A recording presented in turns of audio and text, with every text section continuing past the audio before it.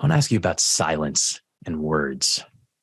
And because it seems that perhaps today more than ever, there's a lot of exposure to stimulation.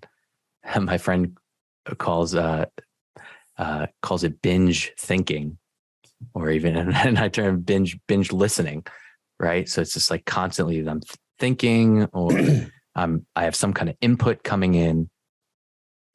And how important do you feel that it is, I don't know, for you personally and maybe for others, to find a balance that words are wonderful and great, and we can have conversations like this and throw around ideas, but is the real truth there in the place beyond the words, in the silence, to be known and experienced?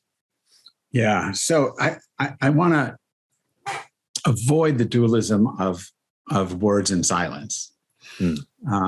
But having said that, yeah, words are problematic. I mean, words can't get at it. Words are like the finger pointing toward the moon. You cannot, that's why in the Hebrew Bible, the name of God is literally unpronounceable, because in Lao Tzu says the same thing in the Tao Te Ching. I don't know what it is. I'll call it Tao, but don't get hung up on Tao. The Tao that can be spoken is not the Tao. Yeah, right. Exactly. So don't get hung up on that, because if you do, you've missed the whole point. So, but I love language. So I'm not anti-language. But silence, in the Jewish rabbinic tradition, I forget which rabbi said this. He's talking about how great it is to, have opportunities to learn from all these masters. But he says the greatest thing is to sit in silence. And in the Bible, it says to God, it says to you, God meaning God, to you, silence is the ultimate praise. So religions recognize the value of silence, but people find it so difficult. I teach at a church once a month, lovely place, and they always have a moment of silence during which they read something out loud. And the leader will get up and say, now it's time for a moment of silence, and I will be reading from this poem by so-and-so. And I'm going, no, that's not silence. People are nervous about silence. Silence makes us not all of us, but makes many of us very uneasy, because there's no distraction. But of course, your mind is constantly chatting. In addition to the mantra japa stuff that I do, I have a practice similar to Nada yoga in Hinduism, where you listen. In Judaism, it's called Kol Damama Daka. You listen to the fragile voice of silence. But you don't try to quiet your mind, because now I'm just struggling with my chatter. It's like my mind's chattering, and then my super mind is going, stop chattering, stop chattering. It's just madness. I'm just adding to the noise. So in the practice, you simply listen, and listen is a surrendering kind of practice. You can't, there's no strain when you're listening, I think. You just sort of relax into whatever the sound is. But if you're listening, period, I guess, just to say, if you're doing this listening practice, my experience is that there is a sound behind, I don't know how to put it. It doesn't exist anywhere. It's not like a sound coming in to my right ear or my left ear. It's not a sound coming out of my head. It's not a sound coming into my head through my ears. There's just this sound. Now, some teachers that I've had said it's the sound of Om, but my experience is that it's not articulated at all. I'm just going to say the hum of the universe, right? The vibration of the divine or something. And you can hear that without having to shut down all the noise. But when I hear it, I can just sort of tune into it like on a radio. You can tune into that, and then the noise just seems to stop until I've noticed it stopping. And then I go, hey, look, it stopped. How cool am I? But there is that sense of just being surrendered to this I don't know, hum of the universe. And that's an incredibly important practice for me personally. I root it in the Hebrew Shema Yisrael.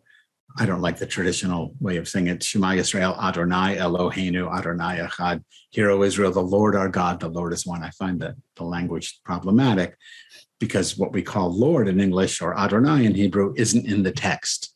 The text has the unpronounceable, name of God. So you might call it Tao. You might call it just, there's a theory that the original name of God was simply the rush of breath. YHVH would just be like, and that's what they used, but who knows? So there are other substitutions. There are other words you can substitute for the unpronounceable. So the way I practice, it's Shema Yisrael, Hear, O Israel, Hamakom instead of Adonai. Hamakom is an ancient rabbinic euphemism for the unpronounceable. It means the place in which everything is happening.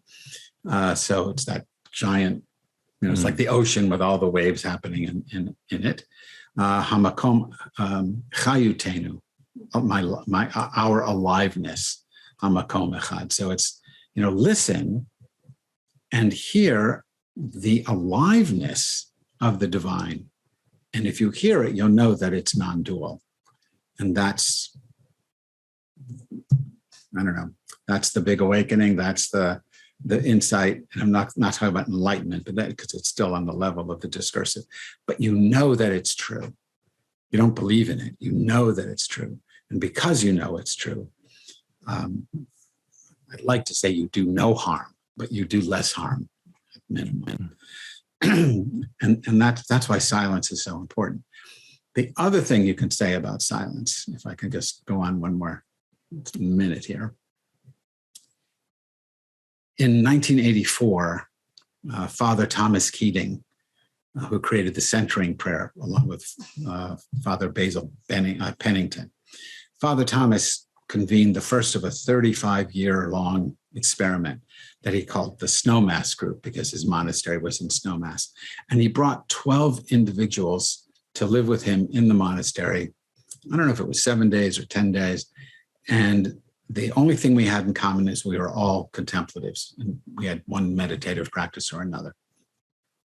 And we would spend a lot of time in silence doing whatever meditation you were comfortable with, but not doing the same thing at the same time, just being together and doing whatever your practice was and just being silent. And when we did talk, the silence informed the conversation so that we knew that the talk wasn't it. So we were very gentle about how hard or how seriously we took the language because we knew it wasn't it.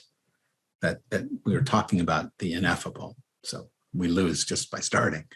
And that was a very profound experience. I mean, I stayed with it for not the whole 35 years, but for a few years anyway. And bringing people of different traditions together to talk isn't a bad idea, but it's a shallow idea. Bringing people from different traditions together to sit in silence, that has the potential to be transformative.